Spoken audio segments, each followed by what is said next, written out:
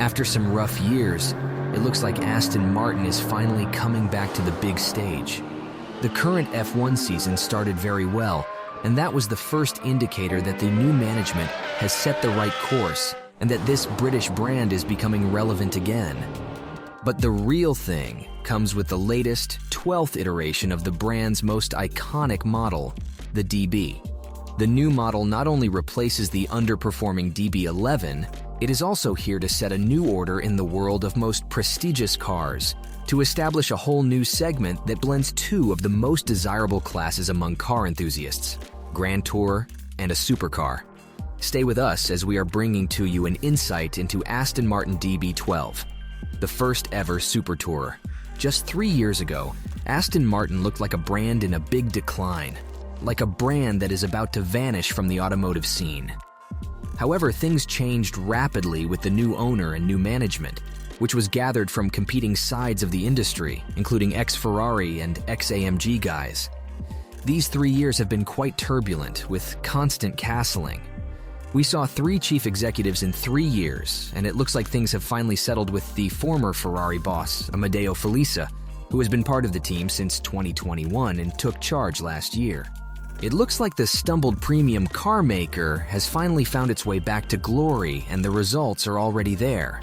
As mentioned, the F1 success is making the brand recognizable again, while this year's zenith comes in the form of the all-new DB12, the new generation of the brand's most famous model and a car that used to be considered the ultimate Gran Tourer. Now the new model is about to set some new standards in the segment. More precisely, it is about establishing a completely new segment, what Aston Martin likes to call a Super Tourer. The previous DB11 wasn't executed ideally. It had a lot of drawbacks, but its basis was actually pretty impressive. Moreover, the previous model was in production for just 7 years, so it was kinda expected to see the new iteration as a kind of evolution.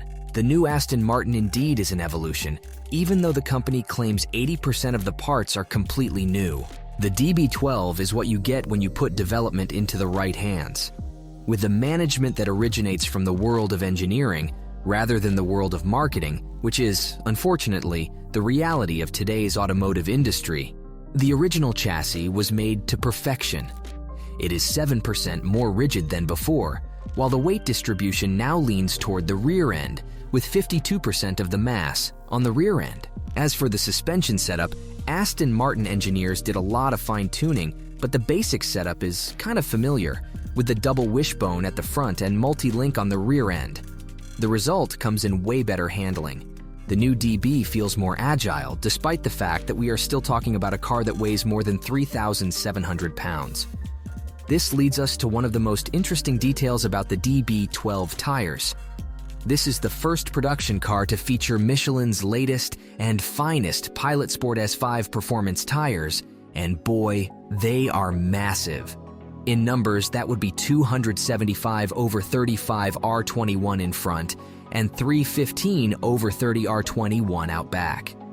Plus, the rear wheels get additional control thanks to the electronically limited slip differential. As you would expect from a car like this, adaptive dampers are part of the standard equipment, with a couple of selectable drive modes that gradually stiffen the suspension setup, though even in the sport mode the ride remains pleasant. Finally, a few words about brakes. At the front, you get 15.7-inch cast iron rotors, while the rear ones are good for 14.2 inches.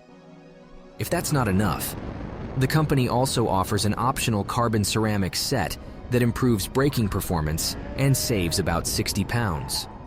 But does this significant improvement mean compromises in terms of comfort and refinement? Not at all. At the same time, the DB12 feels smooth and enjoyable to drive as a tourer can be. This model is definitely a message to supercars, a statement that high-end performance can be delivered in a more refined way. That's where the Super Tourer name comes from.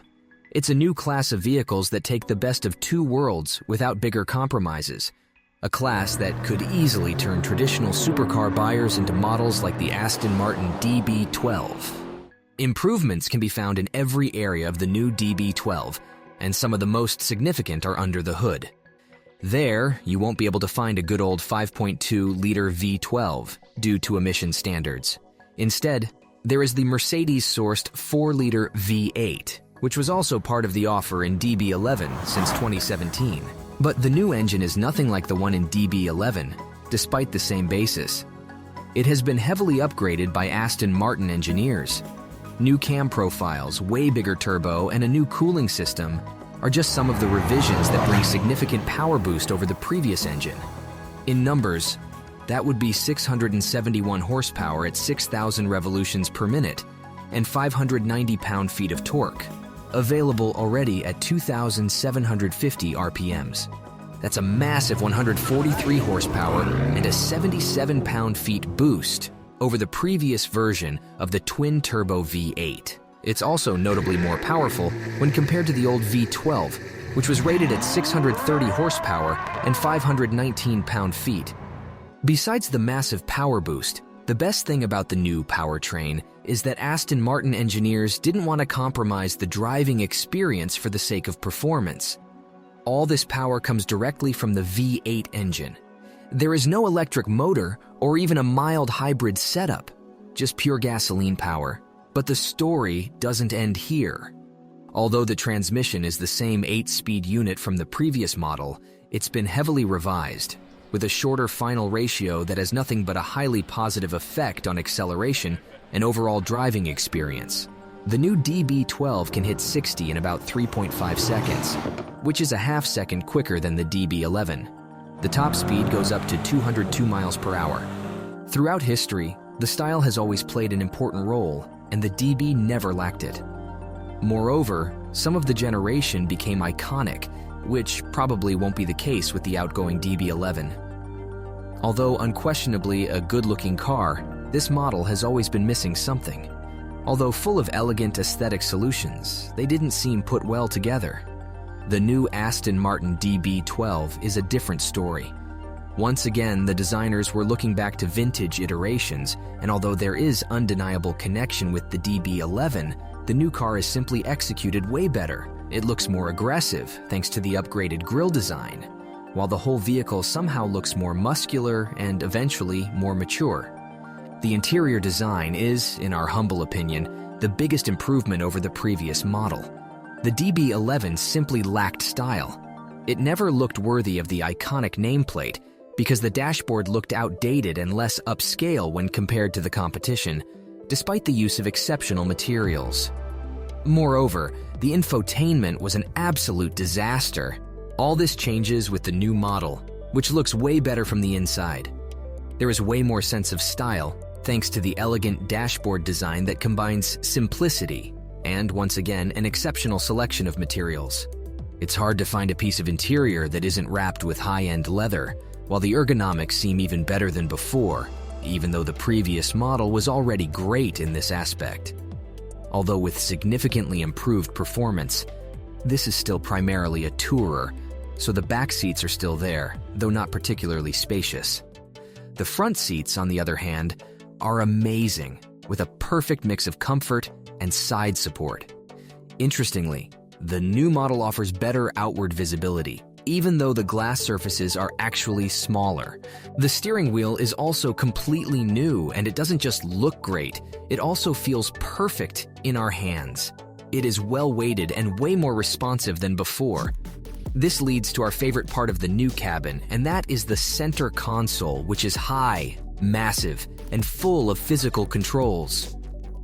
This is where you can see Aston Martin's classic design approach, where, instead of full digitalization, there's still a good portion of physical knobs and buttons for climate controls, mode selection, and many other things that make the operation way easier. Of course, digitalization was inevitable to some point, and therefore, the new Aston Martin benefits from a digital instrument cluster and, for the first time, an infotainment system that was developed and built in the house.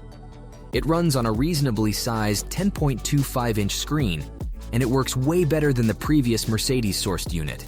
Besides quicker response and easier navigation, Apple CarPlay and Android Auto are also worth mentioning. Just like the standard 11-speaker audio system and an optional 15-speaker Bowers & Wilkins audio system. According to officials, the orders will start soon, while the first deliveries are expected this fall. As for the price, The US model is expected to start at around $250,000, while the UK market version should get pretty close to the £200,000 mark. Of course, we are talking about the coupe version. So far, there have been no words about the convertible, but most sources suggest its arrival in the next year, with a slightly higher starting price, probably around $270,000. What do you think about the latest DB? Is it really a super tourer, or just a more capable GT? Can it beat the Ferrari Roma? Let us know in the comments, and don't forget to subscribe. Thanks for watching, and see you next time.